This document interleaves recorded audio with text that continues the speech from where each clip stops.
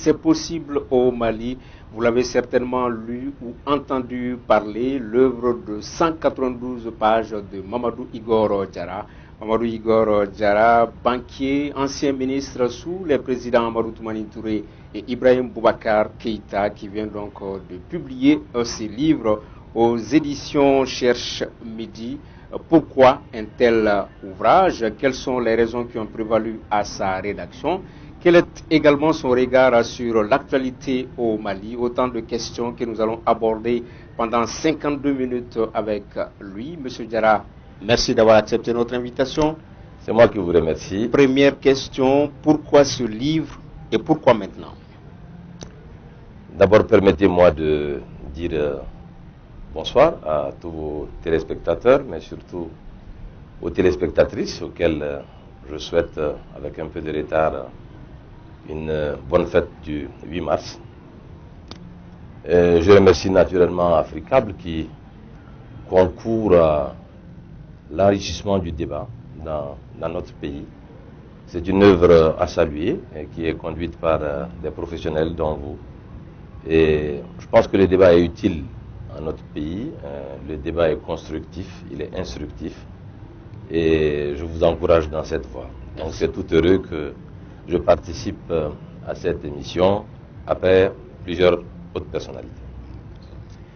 Alors, c'est possible au Mali, comme vous l'avez si bien prononcé, et pourquoi maintenant? D'abord, je pense que dans plusieurs pays, et d'ailleurs dans le nôtre, certains se sont effectivement aventurés à écrire. C'est pas évident d'écrire. Ça demande du temps, ça demande beaucoup de rigueur.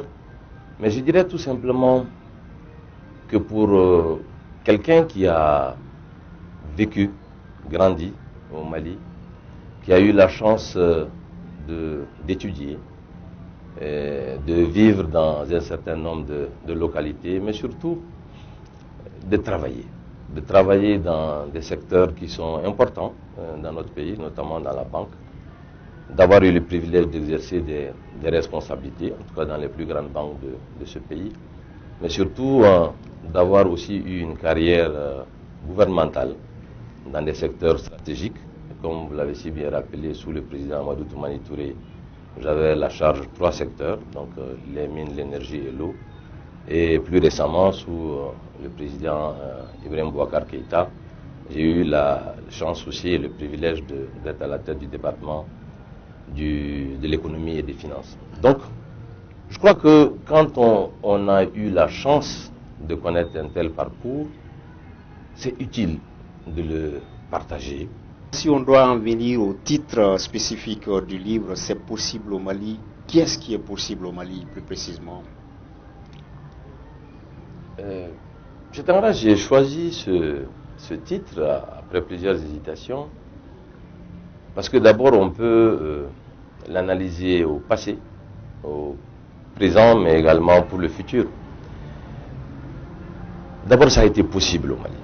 Mais quand vous regardez mon itinéraire, qui est, on va dire, un peu atypique,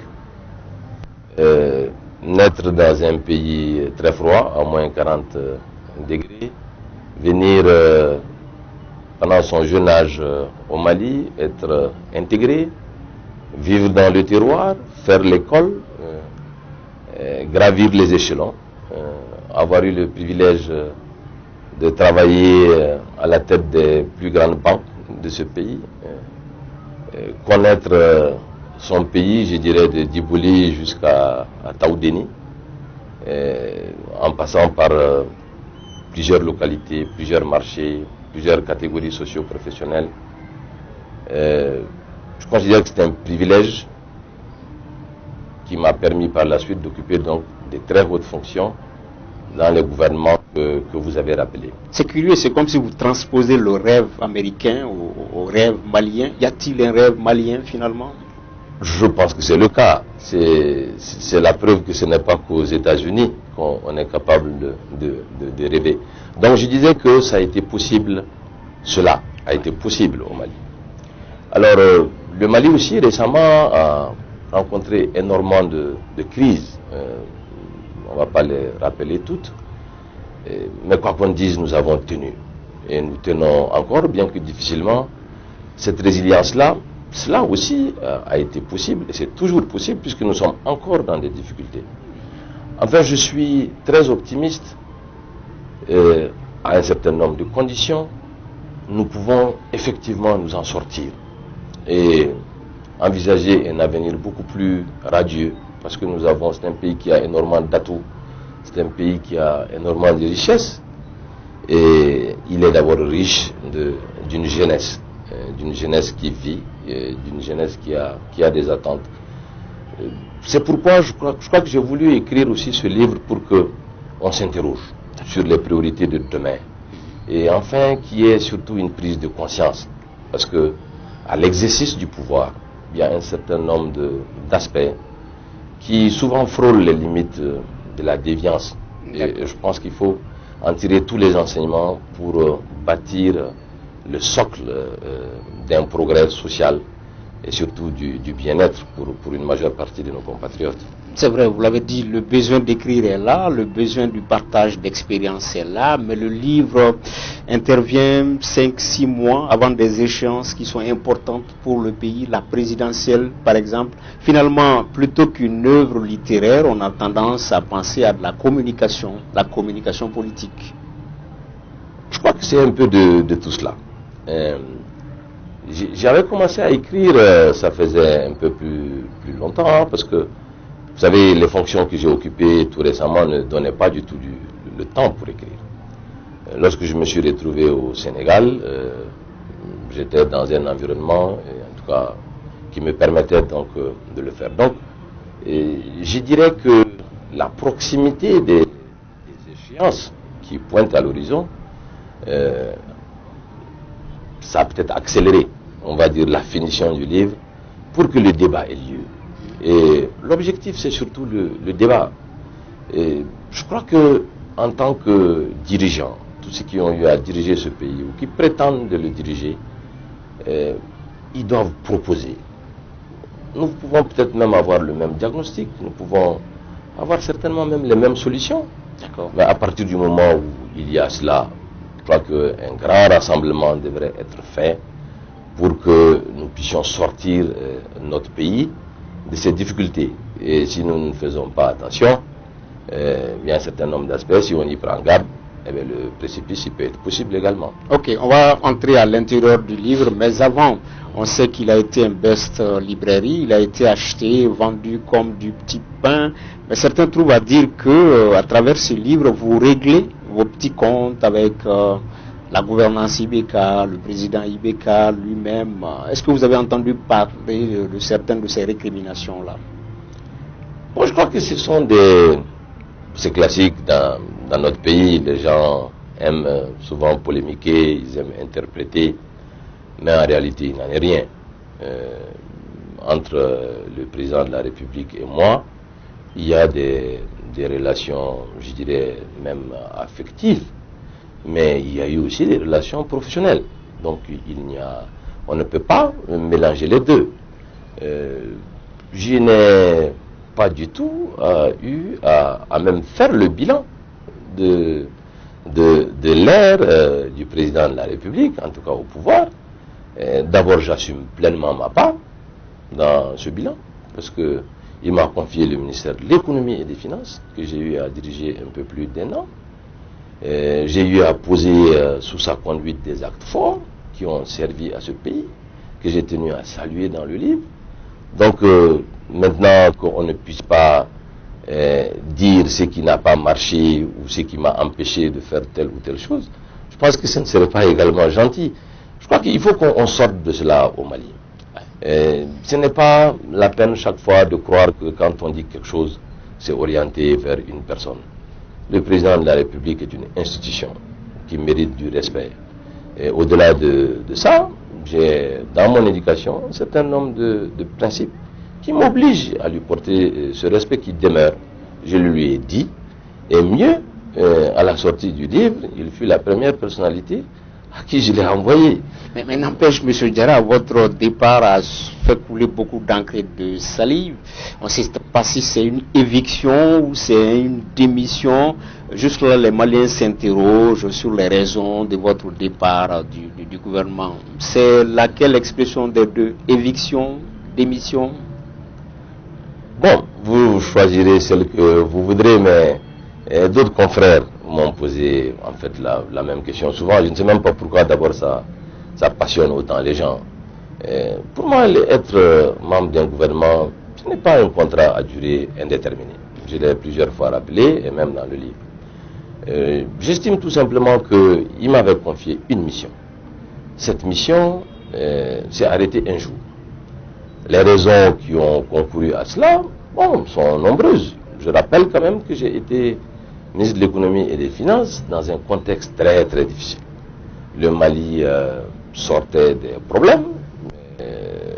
Il avait énormément d'incompréhension avec les bailleurs de fonds, notamment le Fonds monétaire international. Il a fallu s'attaquer à un certain nombre de problèmes, mais de façon très vivace, je dirais. Et il fallait régler toute une série d'urgences qui étaient là, qui étaient sur la table. J'entends par là les accords qui avaient été négociés avec l'UNTM pour améliorer le salaire au niveau du personnel de la fonction publique. J'entends également par là le financement de la loi d'orientation et de programmation militaire. Il y a également aussi le retour des populations déplacées, le financement de l'accord. Tout était urgent, sans compter qu'il y avait une accumulation de la dette. Il fallait faire des choix, il fallait faire des arbitrages, il fallait non seulement assainir, mais aussi concomitamment poser les jalons d'une croissance. Parce que, voyez-vous, s'il n'y a pas de richesse, vous n'avez tout simplement rien à partager. Donc moi j'estime qu'il a considéré que ma mission était terminée. Et d'ailleurs, j'ai tenu à reproduire les termes de l'échange que j'avais eu avec le Premier ministre. On m'a dit que ma mission est terminée. Maintenant, on m'a proposé un autre ministère pour que je reste membre du gouvernement. J'ai estimé que ce n'était pas pour cela que j'étais venu initialement, parce que j'ai rappelé que c'est avec quelques réticences que j'avais accepté ce poste. Donc, vraiment, il n'y a aucun problème. Je critique souvent les hommes politiques professionnels qui en ont fait de la politique leur métier. Et moi, jusque-là, ce ne l'était pas le cas. Donc vous ne vouliez pas non plus la primature, puisque là également, on a entendu dans les rues de Bamako que votre appétit allait grandissant et que vous vouliez devenir Premier ministre. Bon, d'abord, vous imaginez, après plusieurs expériences gouvernementales, je sais comment on devient Premier ministre. Et je ne dis pas que ça se fait sur CV, comme beaucoup de gens le croient. C'est le président de la République qui nomme le Premier ministre. Personnellement, je ne lui ai jamais demandé cela. Je n'ai jamais demandé à quelqu'un de lui demander cela. Et il ne m'en a jamais parlé, il ne m'en a jamais promis cela. Mais quelque part, je dirais que les éloges dont j'ai eu à bénéficier, de sa part lui-même, quand nous avions organisé avec brio la conférence de l'OCDE en France, avec plus de 2000 milliards d'annonces en faveur de la relance économique du Mali, c'est certain que tous ces compliments qui m'étaient souvent adressés sont venus raviver un certain nombre de jalousies. Mais un ministre de l'économie et des finances n'est jamais populaire. Lorsqu'il l'est, ou lorsqu'il est même accepté par tous, ça veut dire que quelque chose ne va pas. D'autres prédécesseurs aussi, sinon plus célèbres que moi, ont eu à me le dire. Quelque part dans le livre, vous affirmez que 85% des Maliens sont nés sous Moussa Traoré, Alpha Omar Konaré, Amadou Toumani Touré et Ibeka. Est-ce là vous parlez de la nécessité de ce changement intergénérationnel, le rajeunissement du leadership politique? Il nous le faut au Mali? Moi je pense que c'est une exigence. C'est une exigence absolue. Je dirais même que c'est une urgence. Parce que, voyez-vous, ce qui se crée dans plusieurs pays, il y a une forme d'embouteillage. Je ne pense pas que ça soit normal. ce ne soit pas d'ailleurs le cas du Mali seulement, que la moyenne d'âge en Afrique des dirigeants soit plus de 60 ans. Et je dirais les chiffres récents indiquent même que ça fait 65 ans. Mais l'âge de la retraite dans la plupart de ces pays est de 60 ans. Donc on a l'impression que la politique devient une nouvelle activité au-delà de la retraite. Mais beaucoup plus sérieusement, c'est un métier très difficile que d'être aux commandes des États, d'un État, ou même d'un gouvernement, ou même d'un département ministériel. Ça demande beaucoup de vivacité, ça demande beaucoup de force et d'énergie. C'est une tâche invivable. Les personnalités qui occupent ces fonctions n'ont pas de vie de famille. Pour prendre ceux qui sont très âgés, mais leurs petits-enfants les voient même très très peu. Donc je considère que c'est tout à fait normal que d'abord il y ait un passage de relais graduel, que les jeunes occupent plus de place dans les fonctions étatiques et tout simplement dans les fonctions des responsabilités. Si nous sommes en démocratie... Est-ce que vous pensez qu'ils sont prêts, les jeunes? Ils sont assez rigoureux, ils ont assez appris de cette vieille garde, de cette vieille génération. Les jeunes sont-ils prêts pour prendre les rênes aujourd'hui? Je vous assure qu'il y a tellement de beaux talents dans notre pays. Il y a tellement de jeunes compétents dans notre pays, à l'intérieur comme à l'extérieur. Et lorsque vous rencontrez les jeunes, lorsque vous discutez avec eux, ça vous donne l'impression tout de suite de leur passer la balle. C'est vrai qu'exercer des responsabilités requiert aussi une maturité. Il faut passer par la voie normale, gravir les échelons. Ce fut mon cas. Je ne suis pas passé du grade de caporal au grade de commandant. J'ai eu la chance de gravir tous les échelons du système bancaire. Et à un moment donné, nous avons réussi une opération qui a fait la fierté des autorités de l'époque et qui ont estimé que je pouvais venir servir dans le gouvernement. Je ne suis pas venu parce que j'étais membre d'un parti politique. Donc, je crois qu'il faut tenter. Il y a plusieurs cas qui sont des success stories, mais il y a aussi parfois quelques échecs. Mais ce que je peux dire très rapidement, c'est qu'il faut une génération ou un regroupement de talents pour faire des miracles. C'est valable dans le sport. Quand vous regardez nos basketteuses qui ont rapporté des coupes, ce sont des talents. Dans le football, c'est pareil. Dans la gestion, c'est pareil. Le Mali, aujourd'hui, a besoin d'une conjugaison d'efforts, de talents. Ok. Dans le livre, vous parlez également de vos passages, respectivement sous Amadou Toumani Touré au niveau du ministère des Mines, de l'Énergie et de l'Eau, également sous Ibeka au niveau du ministère de l'Économie et des Finances. Quelles ont été les actions concrètes réalisées au niveau de ces départements-là? Bon, je pense que pour ce qui concerne l'énergie et l'eau, c'est là où nous avons la plus grande satisfaction. D'abord, il fallait mener une réforme très ambitieuse pour séparer le secteur de l'électricité de celui de l'eau. Le secteur de l'électricité était structurellement déficitaire et celui de l'eau était bénéficiaire. Mais les deux manquaient d'investissement. Donc cette séparation a eu lieu. J'ai eu le bonheur de porter ce projet donc de création de la SOMAPEP et de la SOMAGEP. Ça a donné immédiatement des tables rondes qui se sont d'ailleurs poursuivies en plusieurs centaines de milliards de francs CFA. Ces projets sont en cours. Ils ont connu des retards à cause des crises que nous avons connues, mais parfois à cause des aléas administratifs. Nous avons eu à mobiliser en faveur du secteur de l'eau d'immenses montants. Je pense que aussi bien dans l'hydraulique urbaine que dans l'hydraulique rurale. Pour ce qui concerne l'électricité, je dois quand même avouer que nous avons élaboré le plus grand projet du secteur de l'énergie au Mali, qui s'appelle toujours, parce qu'il vit toujours, le projet d'appui au secteur donc, de l'électricité, qui était un projet de l'ordre de 120 millions de dollars. C'était la première fois que la Banque mondiale finançait une opération de cette envergure dans la sous-région. Et nous avions élaboré une politique, et cette politique était basée sur l'anticipation, mais également sur l'entretien de nos installations pour répondre à une demande croissante qui est au-delà de 10% des besoins en électricité de notre pays. Mais il faut poursuivre les investissements. Il faut surtout entretenir les installations que nous avons. Ce sont les barrages. Les barrages les plus importants sont Manantali, Selengue.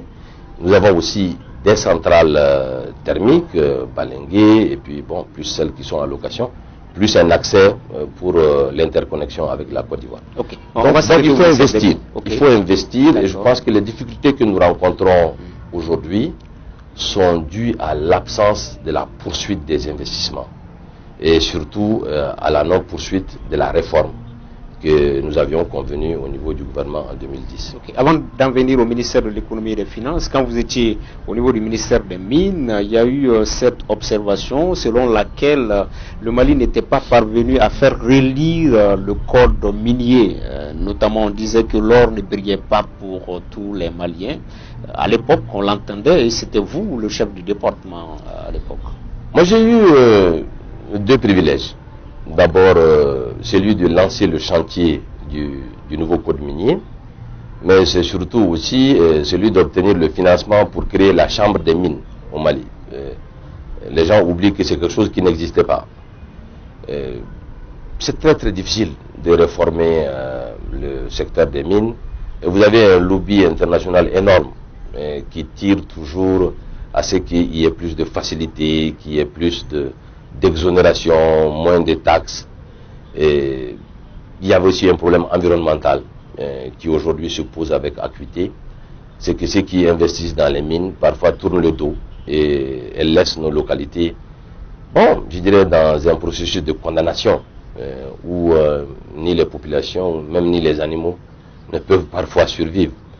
Et je crois qu'on est rentré dans l'ère des mines sans être préparés. Jusqu'à présent, nous ne sommes pas bien entourés, en fait, concernant les investissements.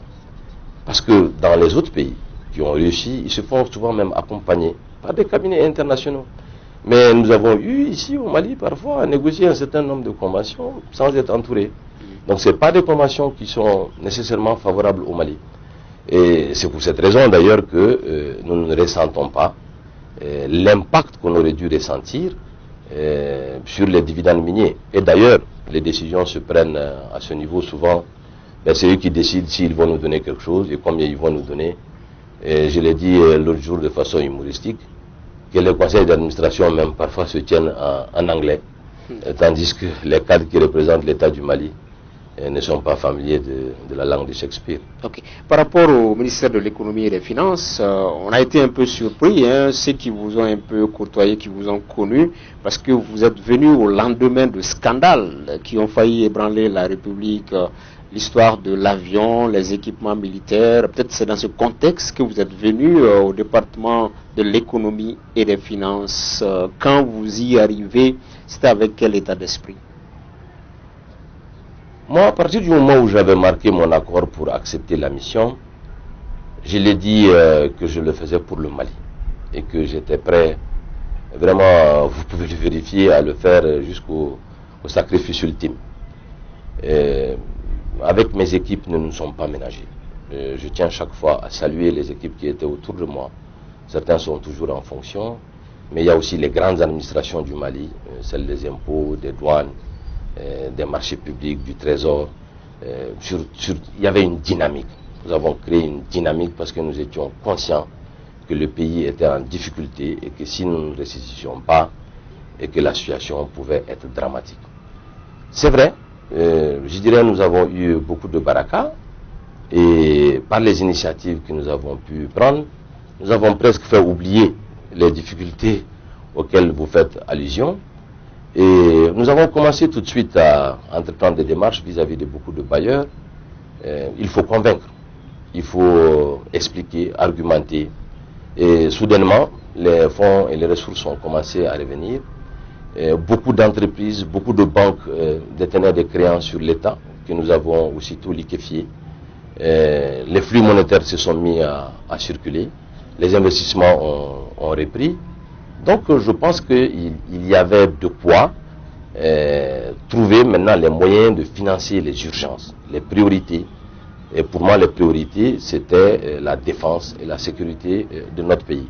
Alors ce faisant, forcément, vous créez des frustrations avec certains collègues pour lesquels Et chacun pense que son domaine est la priorité.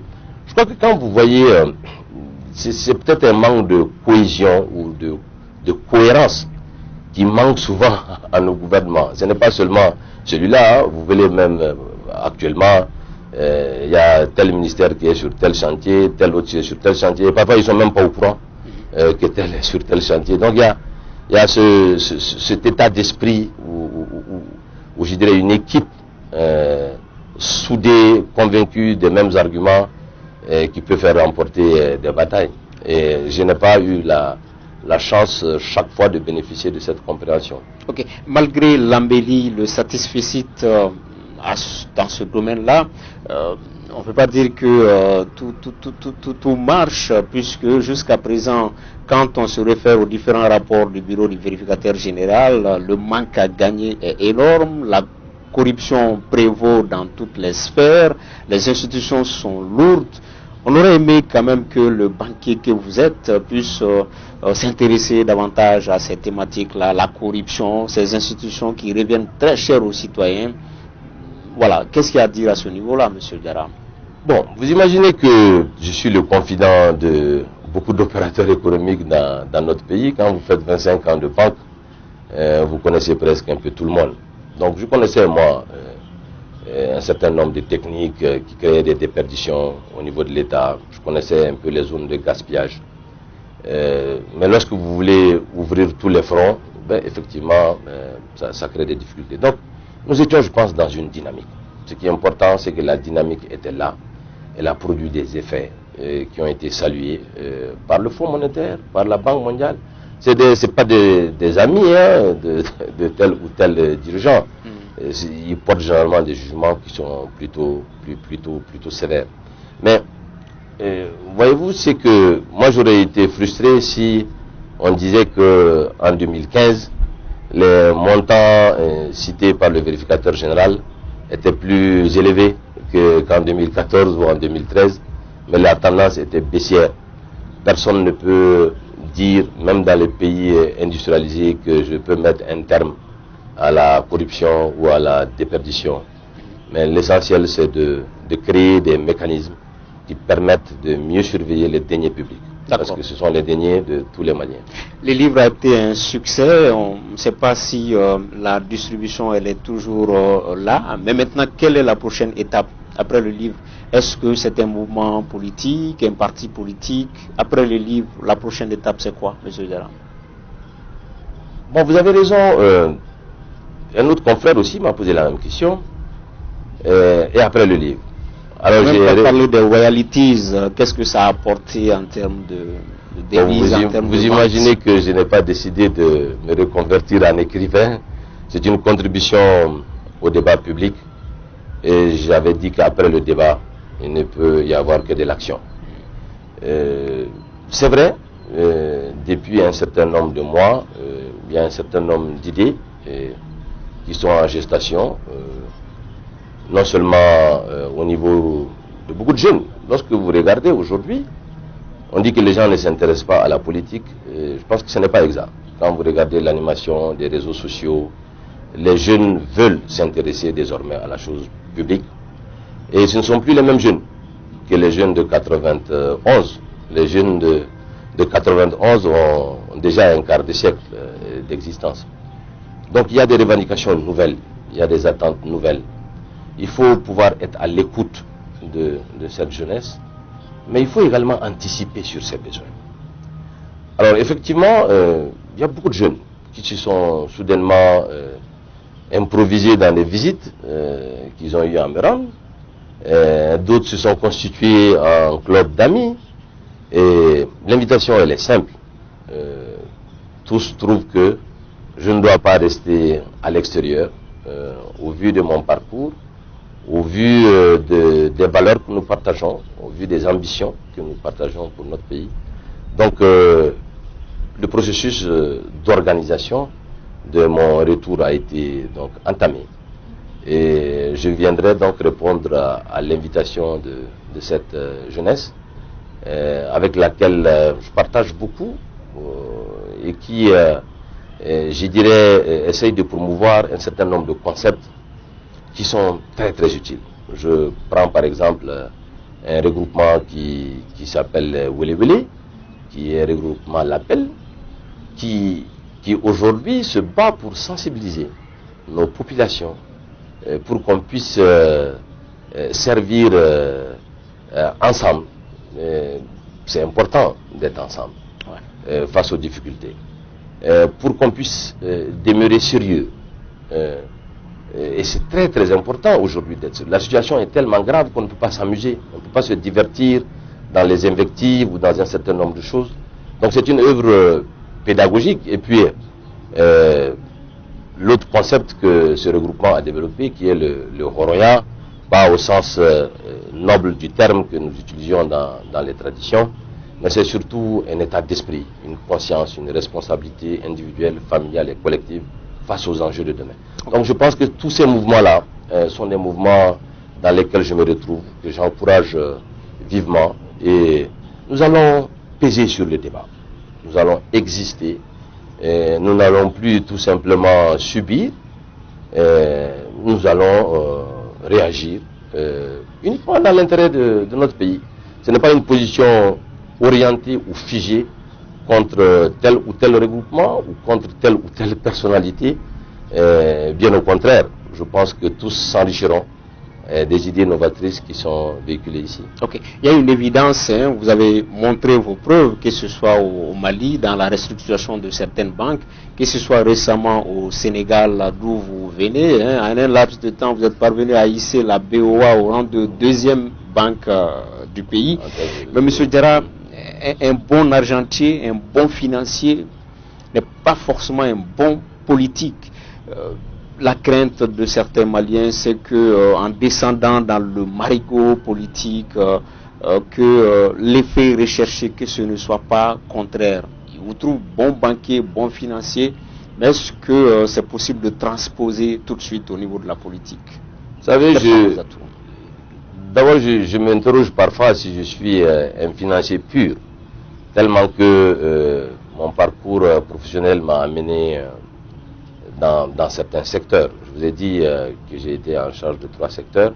Vous savez, il y a un secteur qui vous rapproche beaucoup de la population, c'est celui de l'eau ou de l'éclairage. Il y a tellement de localités que moi j'ai eu à connaître, où j'ai eu des poignées de main chaleureuses de femmes et d'enfants, que ce soit à Omburi, que ce soit à Djéné, que ce soit à Douanza ou à Vous n'êtes pas déconnecté. J'ai eu la chance, j'ai eu une immense chance de connaître mon pays. Il n'y a pas de marchés régionaux où je ne suis pas rentré, soit dans les boutiques de pêcheurs, ou ceux qui vendent les filets à Mopti, ou ceux qui vendent des céréales à Caille. C'est un privilège immense que j'ai eu. Donc je connais notre pays, je connais mon pays. Je connais les populations de mon pays, je connais les citoyens, je connais leurs besoins, je connais leurs attentes. Et je suis moi-même issu d'un village dans lequel je suis profondément ancré, dans la région de Ségou, plus précisément à Markala.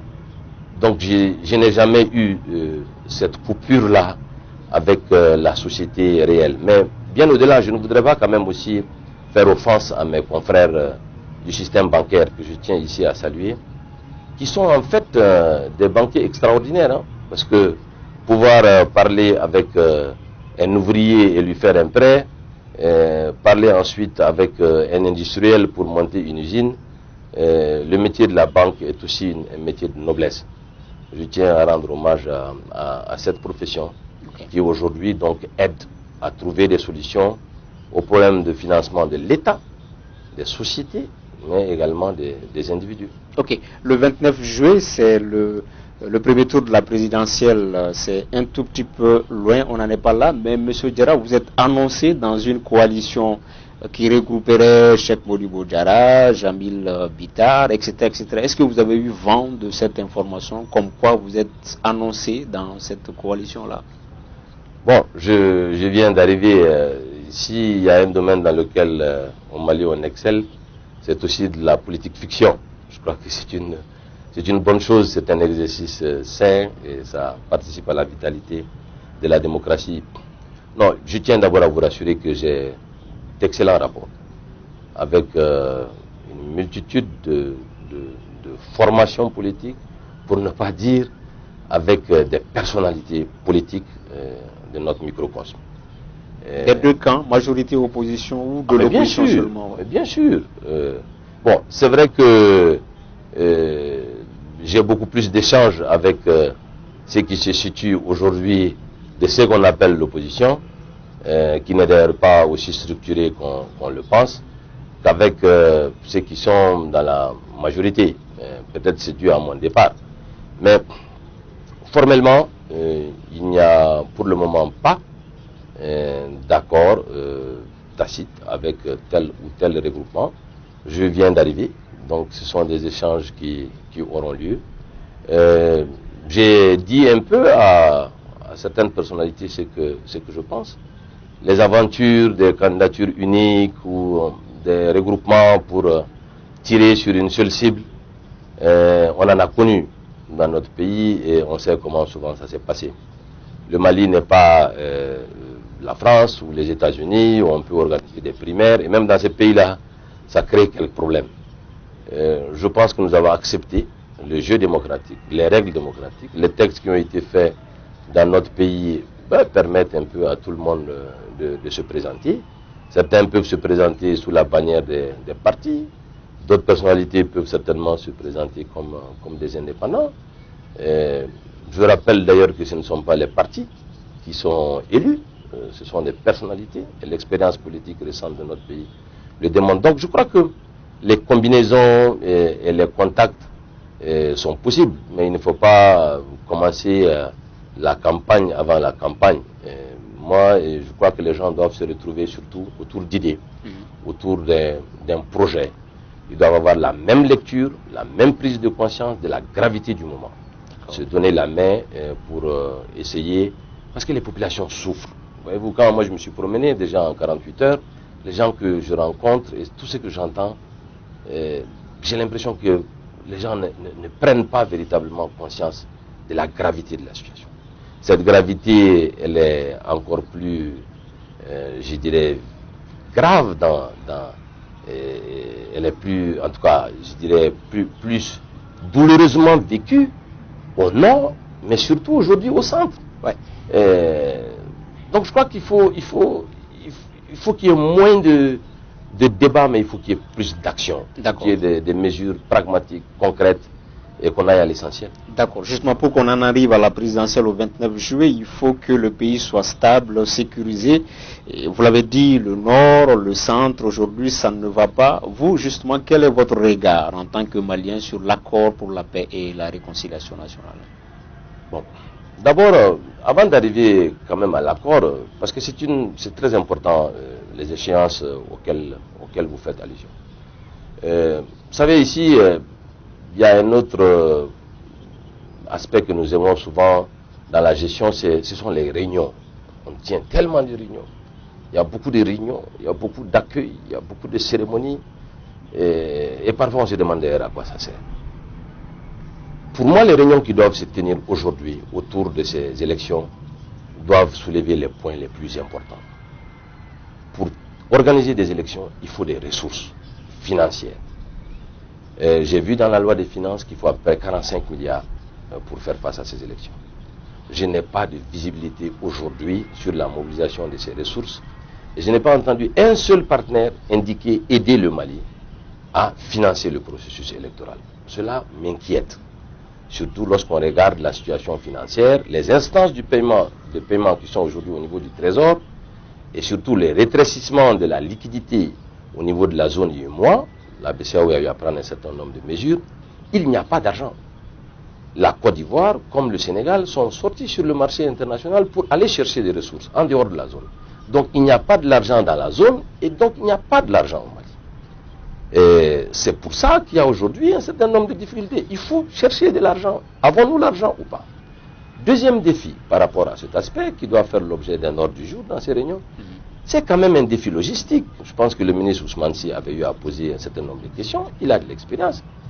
Mais c'est toute une chaîne en partant de urnes, de l'encre indélébile, tous ces marchés-là, ou bien ce matériel, il est déjà là, auquel cas on peut rassurer les gens sur les élections. L'autre aspect non négligeable, ce sont les listes électorales, c'est les cartes NINA, mais tout le monde est au courant qu'il y a des difficultés autour de ça.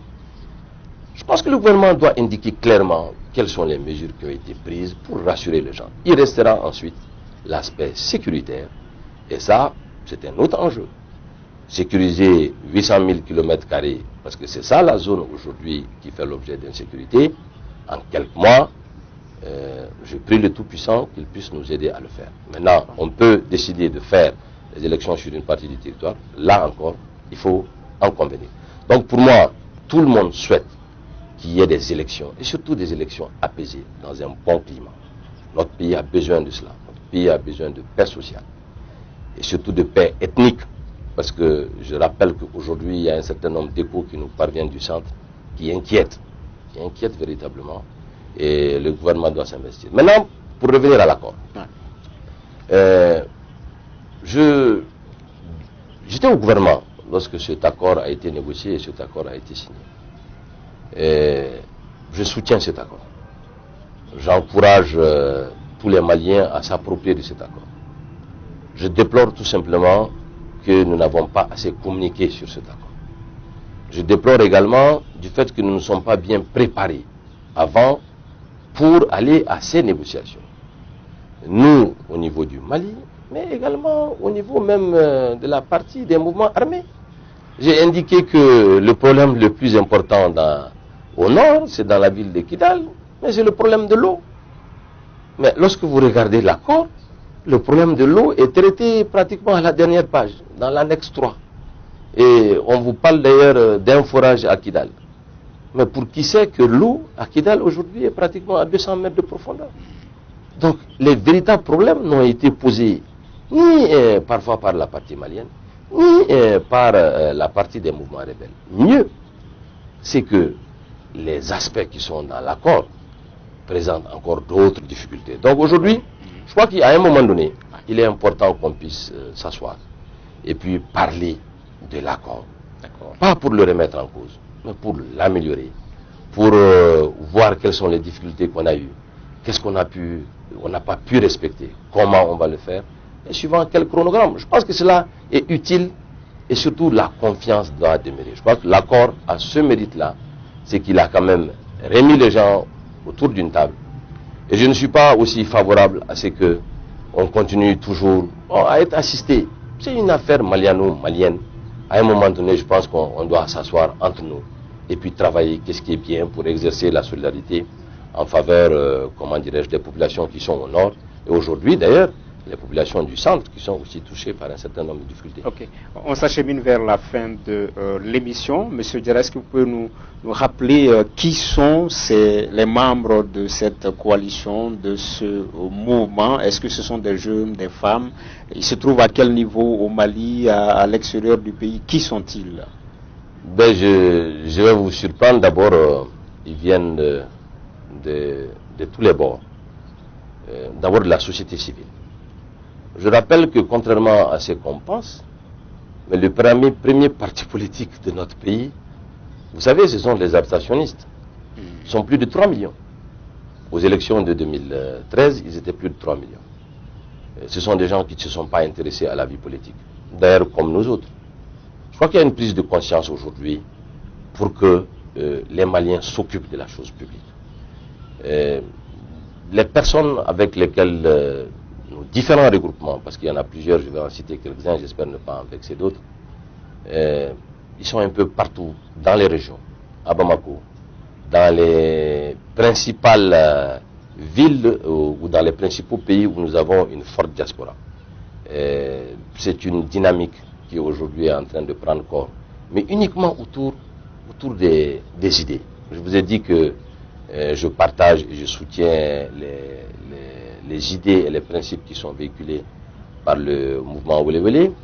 La coordination des amis, de mes amis, aujourd'hui compte plusieurs milliers de membres. Ils animent des sites, ils animent, je dirais même des clubs, chose que je ne leur ai pratiquement même pas demandé. Il y a l'Union des patriotes, Il y a l'initiative pour le renouveau du Mali en France, mais il y a aussi le mouvement pour la paix et la démocratie. Donc, il y en a beaucoup d'autres. Et je puis aussi vous assurer que nous avons beaucoup d'échanges, même avec des jeunes, qui aujourd'hui pensent leur carrière politique obstruée dans les partis politiques traditionnels. Parce que ces partis politiques issus, je dirais, du mouvement démocratique du 26 mars, ils sont là, ça fait un quart de siècle. Je pense qu'il faut se poser la question, qu'est-ce qui a été fait?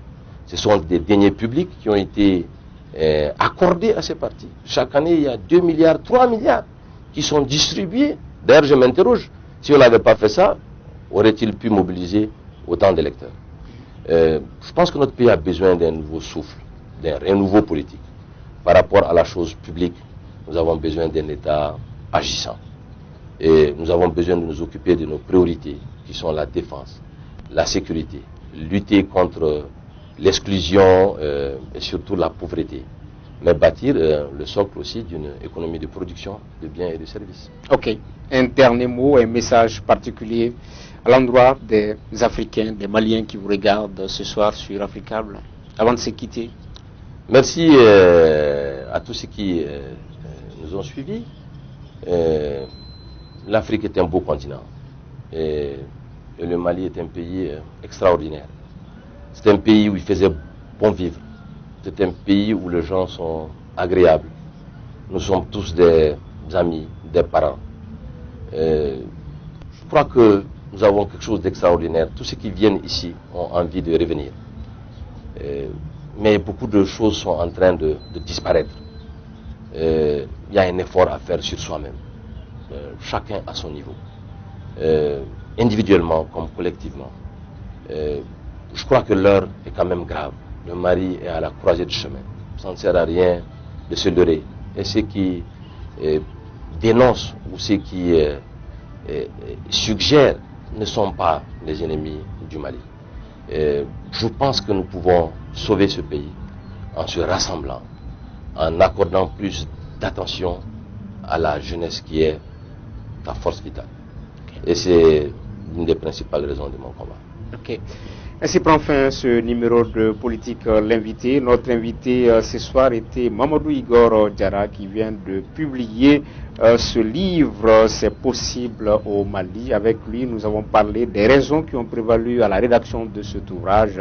Avec lui également, nous avons abordé son regard sur l'actualité, l'accord pour la paix, la réconciliation, la lutte contre la corruption.